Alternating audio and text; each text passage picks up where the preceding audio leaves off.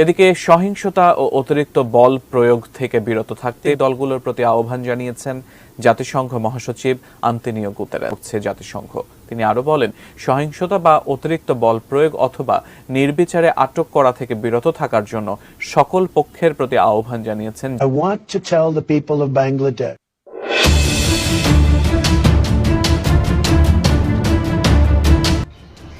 এদিকে এবার গোপালগঞ্জে জনগণের উপর নির্বিচারে হামলার তীব্র নিন্দা জানিয়েছে জাতিসংঘের মহাসচিব অ্যান্তোনিও গুতেরেস এবং আমেরিকার সর্বোচ্চ প্রেসিডেন্ট ডোনাল্ড ট্রাম্প। তবে কি আবার কপাল খুলে যাচ্ছে শেখ হাসিনার? কি ঘটতে যাচ্ছে আওয়ামী লীগের ভাগ্যে? বিস্তারিত জানতে দেখতে থাকুন। গোপালগঞ্জের গণহত্যার দায় 1 নম্বর আসামি হবেন খুনের অভিযুক্ত ডক্টর মোহাম্মদ ইউনূস, তারপরে তার পারিষদবর্গ। মানবতা বিরোধী অপরাধ এই গণহত্যার দায়ে আপনারা অভিযুক্ত হবেন, এখান থেকে পরিত্রাণের কোনো সুযোগ নেই। ইউনূস হয়তো যে কোনো সময় পালিয়ে যেতে পারেন, আপনাদের রক্ষা করতে কেউ কিন্তু আসবে না। এনসিপির ভাইরা যে প্রোগ্রাম করতেছেন না 200 মানুষ নিয়ে, ওই 200 মানুষের মধ্যে 100 জন হলো আওয়ামী লীগ। জাস্ট ওদের যদি সিগন্যাল ওরা পায়, জায়গায় আপনাদের ঘাড় মটকায় দেবে। এগুলো যদি আপনারা বিচার বিশ্লেষণ না করেন এবং আবার যদি এসব ইউটিউবারের ফাঁদে পা দেন, তাহলে কিন্তু প্রথম থেকে বলেছি আমরা যে কোনো মব সৃষ্টিকারী প্রচেষ্টার বিরুদ্ধে, মবের বিরুদ্ধে প্রথম থেকে বলেছি। আমরা যেই পুলিশ নিয়ে কাজ শুরু করেছি, সেই পুলিশ হচ্ছে আওয়ামী লীগ 15 বছর যাবত নিজের দলীয় লোক নিয়োগ দিয়ে ধীরে ধীরে এই পুলিশটাকে গড়ে তুলেছে। গোপালগঞ্জের ঘটনায় বাংলাদেশ সেনাবাহিনী প্রশংসায় ভাসছে। সবাই বলছেন যে সেনাবাহিনীকে কাজে লাগছে, সেনাবাহিনীকে মানুষ স্যালুট দিচ্ছে। যদি কোনোভাবে আওয়ামী লীগ আসতে পারে, এই সেনাবাহিনীকে ধরে ধরে গুম করবে, যেরকম সর্বশেষ হাসিনা ক্ষমতায় থাকতে জামাত শিবির ধরে ধরে গুম করতো। এনসিপির গোপালগঞ্জ সফর নিয়ে গতকাল যা ঘটল গোপালগঞ্জে, নানা রকম বিশ্লেষণ চলছে সেটা নিয়ে। ইনফ্যাক্ট অনেক দিক থেকে ঘটনাটাকে দেখা যায়। একজন আসামিকে ছিনতাই করে নিয়ে গেছে, সেই ছিনতাই করাটা উল্লেখ করে বলছেন এই পরিস্থিতিতে কিসের নির্বাচন। মজার ব্যাপার, জামাত আমির কিন্তু পটিয়ায় বৈষম্য বিরোধীদের হামলা নিয়ে কথা বলেনি। আসসালামু আলাইকুম রহমতুল্লাহ, সবাই কেমন আছেন? আশা করি সবাই অনেক অনেক ভালো এবং সুস্থ আছেন। সবাইকে স্বাগতম জানাচ্ছি আমাদের আরেক নতুন ভিডিওতে। প্রতিদিনের মতো আমি আপনাদের রিয়াদ ফারুকি আবারও চলে আসলাম নতুন একটা ভিডিও নিয়ে। দর্শক, বাংলাদেশে যে রাজনৈতিক চলমান পরিস্থিতি চলতেছে, তারই ধারাবাহিকতায় আমরা চেষ্টা করেছি আজকের ভিডিওটা আপনার মাঝে তুলে ধরার চেষ্টা করেছি। আপনারা ইতিমধ্যে ভিডিওর শুরুতেই বেশ কিছু অংশ বিশেষ দেখে ইতিমধ্যে বুঝতে পেরেছেন আজকের ভিডিওটা কতটা গুরুত্বপূর্ণ হতে চলেছে। তাই আমি আর বিষয়টা নিয়ে বিস্তারিত বলবো না, কারণ বিস্তারিত বলতে গেলে ভিডিওটা অনেক লম্বা হয়ে যাবে। আমরা সবসময় চেষ্টা করি দেশের যে রাজনৈতিক চলমান পরিস্থিতি চলতেছে, বিএনপি, আওয়ামী লীগ এবং এনসিপি সহ দেশের যে রাজনৈতিক প্রেক্ষাপট চলে, তার ধারাবাহিকতা আজকের ভিডিওটা আমরা তুলে ধরার চেষ্টা করছি। দর্শকের বিষয়টা বেশি না বলে আমরা সরাসরি ভিডিওতে চলে যাচ্ছি। তার আগে আপনাকে ছোট্ট একটি অনুরোধ জানিয়ে রাখতেছে, যেন আমাদের চ্যানেলটিতে এখন নতুন চ্যানেল সাবস্ক্রাইব করে সাথে থাকবেন। যারা সাবস্ক্রাইব করে সাথে ছিলেন তাদেরকে অসংখ্য ধন্যবাদ। দর্শক, আর বেশি কথা না বাড়িয়ে ভিডিওর বাকি অংশগুলো আমরা একটু ধারাবাহিকভাবে একটু দেখিয়ে আসি। এদিকে সহিংসতা ও অতিরিক্ত বল প্রয়োগ থেকে বিরত থাকতে বাংলাদেশের রাজনৈতিক দলগুলোর প্রতি আহ্বান জানিয়েছেন জাতিসংঘ মহাসচিব আন্তোনিও গুতেরেস। সোমবার জাতিসংঘে নিয়মিত ব্রিফিংয়ে মহাসচিবের মুখপাত্র স্টিফেন দুজারিক এ কথা জানান। তিনি বলেন, বাংলাদেশের রাজনৈতিক সহিংসতায় হতাহতের খবরে উদ্বেগ প্রকাশ করছে জাতিসংঘ। তিনি আরো বলেন, সহিংসতা বা অতিরিক্ত বল প্রয়োগ অথবা নির্বিচারে আটক করা থেকে বিরত থাকার জন্য সকল পক্ষের প্রতি আহ্বান জানিয়েছেন জাতিসংঘ মহাসচিব। মত প্রকাশের স্বাধীনতা ও শান্তিপূর্ণ সমাবেশের অধিকারকে সম্মান করার প্রয়োজনীয়তার উপরও জোর দেন তিনি। এক প্রশ্নের জবাবে মহাসচিবের মুখপাত্র বলেন, কেউ নির্বাচনে আগেভাগে সিদ্ধান্ত নিতে চায় তা তিনি মনে করেন না। নির্বাচনের আগে সব মানুষের মত প্রকাশের স্বাধীনতার প্রতি শ্রদ্ধা থাকা গুরুত্বপূর্ণ। 1 নম্বর আসামি হবেন খুনের অভিযুক্ত ডক্টর মোহাম্মদ ইউনূস, তারপরে তার পারিষদবর্গ। তার একজন উপদেষ্টা ইতিমধ্যে ফেসবুকে স্ট্যাটাস দিয়ে বলছেন ঢাকা থেকে তারা সবকিছু মনিটর করছেন। সামাজিক যোগাযোগ মাধ্যমে দেখা গেল যে ভিডিও কনফারেন্সের মধ্য থেকে ওই উপদেষ্টা এবং অন্যরা মিলে গোপালগঞ্জের ঘটনা মনিটর করছেন এবং প্রয়োজনীয় আদেশ নির্দেশ দিচ্ছেন। নির্মমভাবে গুলি করার একটি ভিডিওতে দেখা যায় যিনি গুলি করছেন তাকে বলা হচ্ছে ডাইরেক্ট গুলি কর। প্রাসঙ্গিক বিষয় হচ্ছে, কখনো কোনো মব হলে বা কোনো অনাকাঙ্ক্ষিত পরিস্থিতি হলে তাদের থামাবার জন্য টিয়ার গ্যাস নিক্ষেপ করা যায়, যদি রাবার বুলেট নিক্ষেপ করা যায়, যদি আরও প্রয়োজন হয় পায়ে বা কোমরের নিচে গুলি করা যায়। এরকম সিচুয়েশন হলে এক্ষেত্রে ডাইরেক্ট গুলি করা, এবং এ পর্যন্ত যে কজন মৃত্যু মুখে ঢলে পড়েছেন তাদের প্রত্যেকেরই শরীরে গুলির কারণে মৃত্যু হয়েছে, এভাবেই রিপোর্ট পাওয়া গেছে। ফলে গুলি করেই যে তাদেরকে হত্যা করা হয়েছে এটা আর বলার অবকাশ রাখে না, এটা স্বীকৃত। দ্বিতীয় হচ্ছে, গোপালগঞ্জের মানুষেরা যেভাবে প্রতিরোধ গড়ে তুলে তাদের ক্ষোভের প্রকাশ ঘটাচ্ছিলেন, এই ঘটনায় পুলিশ, আর্মি, র্যাব, বিজিবি কার আদেশ নিয়ে করেছিলেন? সেনাপ্রধান আপনার নিয়ন্ত্রণে আছে? সেনাবাহিনী? র্যাব প্রধান আপনার নিয়ন্ত্রণে আছে? পুলিশ প্রধান আপনি তো রিটায়ারমেন্টে বাড়ি থেকে ফিরে আসা, আবার নতুন করে চাকরি পাওয়া, তারপরও বলবো আপনার নিয়ন্ত্রণে কি আছে এগুলি? যদি না থেকে থাকে তাহলে আপনাদের স্টেটমেন্ট দিতে হবে যে এই হত্যাকাণ্ডের দায় আপনি নিচ্ছেন না। আর যদি স্টেটমেন্ট না দেন তাহলে আইনানুগ প্রক্রিয়ায় ধরে নেওয়া হবে আপনাদের কমান্ডে এটা হয়েছে।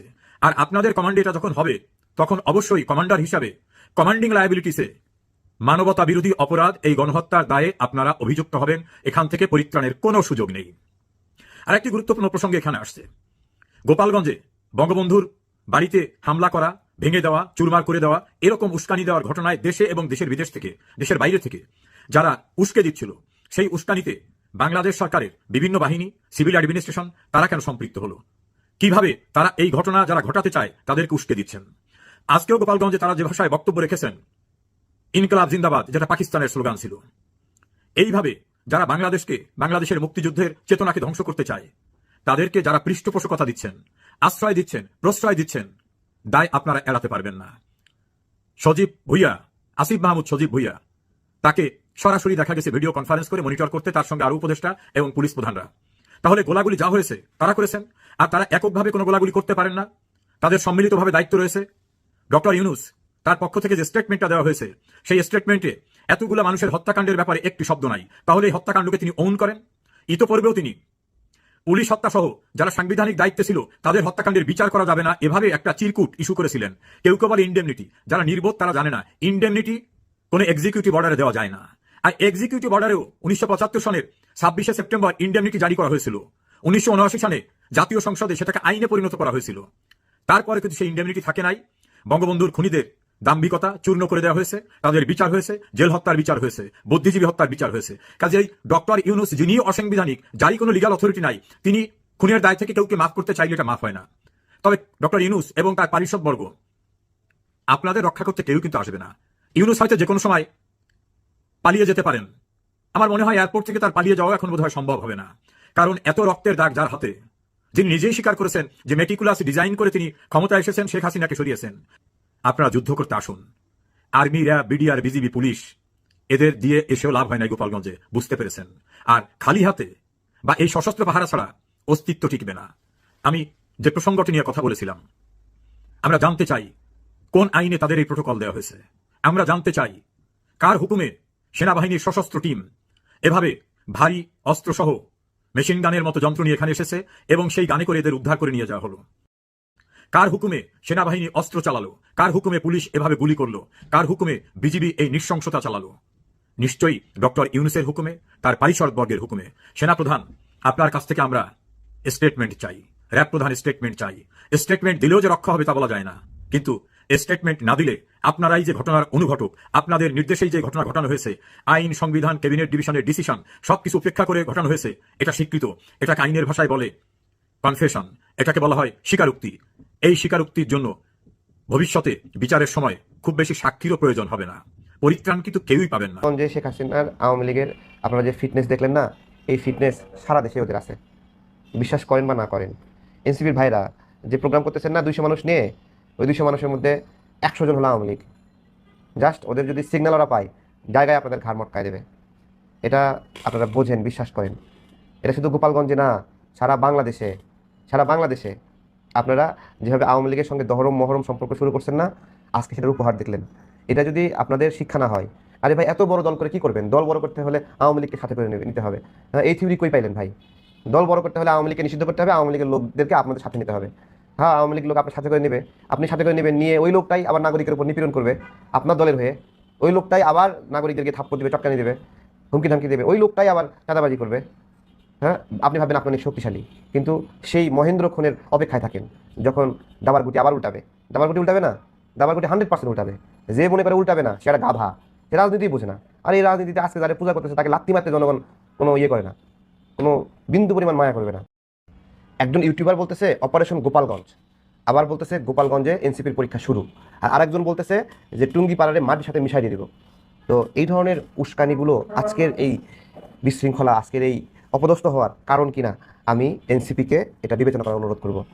আজকে আপনাদেরকে ডিসিশন নিতেই হবে যে আপনারা ইউটিউবারের কথাই রাজনীতি করবেন কিনা। দেখেন, এইখানে জামাত কয়েকদিন আগে প্রোগ্রাম করেছে, শান্তিপূর্ণভাবে র্যালি করেছে, মিছিল করেছে, প্রোগ্রাম করেছে। কোনো সমস্যা হয়েছে? কোনো সমস্যা হয়েছে? আওয়ামী লীগ জামাতকে কম অপছন্দ করে, কম ঘৃণা করে, তারপরেও গোপালগঞ্জে তারা প্রোগ্রাম করেছে। আপনারা কেন করতে পারলেন না? খুব সাধারণ একটা সম্মানের সঙ্গে প্রোগ্রাম করবেন, আপনারা চলে আসবেন। কিন্তু কেন করতে পারলেন না? কি কি কারণ, কারা কারা এই উস্কানিটা দিয়ে এখানে পরিবেশটা ঘোলাটে করলো, এগুলো যদি আপনারা বিচার বিশ্লেষণ না করেন এবং আবার যদি এসব ইউটিউবারের ফাঁদে পা দেন, তাহলে কিন্তু মানে দেখেন আজকে যেটা হলো, আপনারা পুলিশ পাহারা নিয়ে গেলেন 2 মিনিটে সেই গলা ফাড়ায় বক্তব্য দিলেন। মনে হয় গোপালগঞ্জ নামে কোনো দেশই মানে জেলায় বাংলাদেশে নাই, এইরকম গোপালগঞ্জ নাই করে দেবেন, মুজিববাদ নাই করে দেবেন, এইটা। আরে ভাই, গোপালগঞ্জে আপনি বক্তব্য দিতে গেছেন, প্রোগ্রাম করতে গেছেন, ওইখানে শেখ মুজিবকে কটাক্ষ করে বক্তব্য দেওয়ার প্রয়োজন আছে? ওই এলাকার যে বিএনপি করে, যে জামাত করে, সেও তো ওখানে শেখ মুজিবুর রহমানকে পছন্দ করে, ভালোবাসে, তাদের মাটির সন্তান না? আপনি সেখানে যেয়ে এই ধরনের বেইজ্জতিমূলক কথা বলবেন? আপনারা খুব ভালো করে দেখেন, আপনাদেরকে ইউটিউবাররা সেখানে পাঠানোর সময় আপনারা যাচ্ছেন সহজ সরলভাবে, যাওয়ার সময় ফেসবুকে একটা পোস্ট দিয়ে দিচ্ছে টুঙ্গিপাড়ার মাটির সাথে মিশাই দিতে হবে। এবার বলেন, আপনাদেরকে পাঠাচ্ছে টুঙ্গিপাড়া মাটির সাথে, একদিকে পাঠালো, আরেকদিকে ওইখানে উস্কানি দিয়ে রাখলো যে টুঙ্গিপাড়ারে আপনারা মাটির সাথে মিশাই দেবেন। পরিণামে কী হলো? সেনাবাহিনীর এপিসিতে করে ঢুইকা ওইখান থেকে চলে আসতে হলো। পুরো বিষয়টা আমাদের সবার জন্য দুঃখজনক। গোপালগঞ্জের ঘটনায় বাংলাদেশ সেনাবাহিনী প্রশংসায় ভাসছে। দর্শক, সবাই বলছেন যে সেনাবাহিনী কি কাজে লাগছে, সেনাবাহিনীকে মানুষ স্যালুট দিচ্ছে। তো বাংলাদেশের রাজনীতিতে যেখানে ওয়াকারকে নিয়ে নানান সমালোচনা, সেখানে সেনাবাহিনীর উপর জনগণের আস্থা এবং এই প্রশংসা, এটা রাজনীতিতে তাৎপর্যপূর্ণ। এটা কিসের বার্তা দেয়?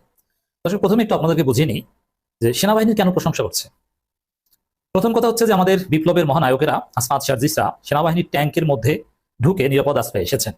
সেনাবাহিনী এই কাজটা করতে পেরেছে, এটা অসাধারণ, জীবন বাঁচিয়েছে। এক। দ্বিতীয় হচ্ছে এখন পর্যন্ত গোপালগঞ্জে আওয়ামী পান্ডাদের যে কয়টা উইকেটের পতনের খবর পাওয়া যায়, আওয়ামী পান্ডারা বলছে 9 উইকেটের পতন, মানে 9 জন জয় বাংলা হয়ে গেছে, ওদের আব্বা মুজিবের কাছে চলে গেছে 9 জন। তো যতটুকু হয়েছে বলা হয়ে থাকে এগুলো সব সেনাবাহিনীর অবদান। সেনাবাহিনীর পারানি বা গুলি বা যাই হোক এগুলোর ফলে হয়েছে, বা পিটানি। আবার ছাত্রলীগকে ধরে পিটিয়ে পারিয়ে জনগণের মন জয় করেছে সেনাবাহিনী। জনগণ তো সেনাবাহিনীর প্রশংসা করবেই। আবার আপনারা জানেন কারফিউ জারি করা হয়েছে, আর কারফিউ বাস্তবায়ন বেসিক্যালি সেনাবাহিনীর দায়িত্ব। পুলিশ একদম ব্যর্থ, বরং পুলিশ একটা কঠিন বেকায়দায় পড়লো। কেন্দ্রীয় পুলিশ কি বার্তা দেয় কিংবা কি ব্যাখ্যা দেয় আমি জানি না, তবে জুলাই বিপ্লবের পর পুলিশের সামনে যে সুযোগ ছিল যে জনগণের পুলিশ হয়ে ওঠার, কিন্তু না, এই গোপালগঞ্জের ঘটনায় একদম ব্যর্থতার পরিচয় দিয়েছে। যেখানে হাসনাত আব্দুল্লাহ অস্ত্রধারী সন্ত্রাসীদের দিকে বজ্রকণ্ঠে হুঙ্কার দিয়ে এগিয়ে যাচ্ছিলেন, সেখানে পুলিশ সদস্যরা 2-4 জন ছাত্রলীগ দেখে পালিয়েছে। এবং এই যে ঘটনা ঘটবে এটা পুলিশ জানতো। বিভিন্ন জায়গা থেকে, ঢাকার বিভিন্ন জায়গা থেকে আওয়ামী সন্ত্রাসীরা গোপালগঞ্জে হামলা করতে গিয়েছে, কিছুদিন যাবত প্রস্তুতি নিয়েছে, পুলিশ সব জানতো, অথচ পুলিশের বিষয়ে উদাসীন ছিল। অতএব পুলিশ একটা কঠিন ধরা খেলো। এর বিপরীতে সেনাবাহিনীর যে অ্যাকশন, হ্যাঁ, সেনাবাহিনী সমালোচনা করেছেন নাসিরুদ্দিন পাটোয়ারিরা, এবং সেনাবাহিনী সমালোচনা আমরা করবো, সেনাবাহিনী তো ফেরেস্তা না, 1000বার সমালোচনা করবো, কিন্তু তারপরও আওয়ামী লীগের যদি 9 উইকেটের পতন ঘটে থাকে বা মিনিমাম 4-5 উইকেটের পতন তো ঘটবে, এবং কারফিউ বাস্তবায়ন এবং আরো হামলাকারীদের গ্রেপ্তার করা, অবশ্যই মামলা হবে, যৌথ বাহিনীর অভিযান চলবে, চিরুনি অভিযান চলবে। ইন্টারনেট নাকি বন্ধ করে দেওয়া হয়েছে, এরকম খবরও আওয়ামী বিভিন্ন পেজ থেকে সরানো হচ্ছে। গোপালগঞ্জ গণহত্যা দিবস হিসাবে ঘোষণা দিয়েছে আওয়ামী লীগ। তাই যে কারণে আওয়ামী লীগ তছনছ হয়ে গেছে, সেই কারণ হচ্ছে সেনাবাহিনী। এখন সেনাবাহিনী আওয়ামী লীগকে যে পিটিয়েছে, এবার সেনাবাহিনীর প্রশংসা করছে জনগণ। কিন্তু আজকে যে পিটানি খেয়েছে সেনাবাহিনীর, স্পষ্ট হয়ে গেছে যে আওয়ামী লীগ যেটা নাম দিয়েছে গোপালগঞ্জ গণহত্যা দিবস, এই সেনাবাহিনী আর ভুলেও আওয়ামী লীগের পক্ষ জীবনে নিবে না, বা যদি কোনোভাবে আওয়ামী লীগ আসতে পারে এই সেনাবাহিনীকে ধরে ধরে গুম করবে, যেরকম সর্বশেষ হাসিনা ক্ষমতায় থাকতে জামাত শিবির ধরে ধরে গুম করতো। এনসিপির গোপালগঞ্জ সফর নিয়ে গতকাল যা ঘটল গোপালগঞ্জে, নানা রকম বিশ্লেষণ চলছে সেটা নিয়ে। ইনফ্যাক্ট অনেক দিক থেকে ঘটনাটাকে দেখা যায়।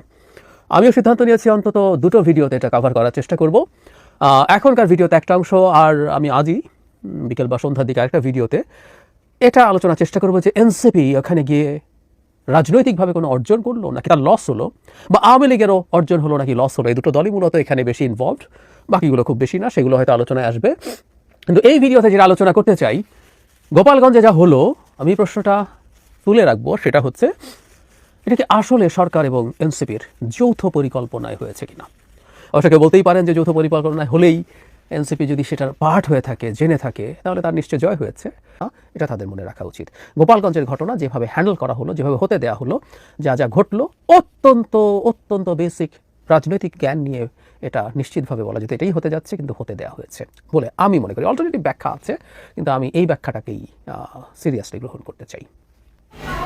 তো প্রিয় দর্শক, এই বিষয়টি আপনার মূল্যবান মতামত অবশ্যই দ্রুত কমেন্টে জানিয়ে ফেলেন। আর আমাদের চ্যানেলে নতুন থাকলে অবশ্যই চ্যানেল সাবস্ক্রাইব করে সাথে থাকবেন। এতক্ষণ ভিডিওটি ধৈর্য সহকারে দেখার জন্য সবাইকে অসংখ্য ধন্যবাদ। দেখাবো না কোনো ভিডিওতে, তখন মধ্যে ভালো থাকুন, সুস্থ থাকুন, আর আমাদের চ্যানেলের সাথে থাকুন। আল্লাহ হাফিজ।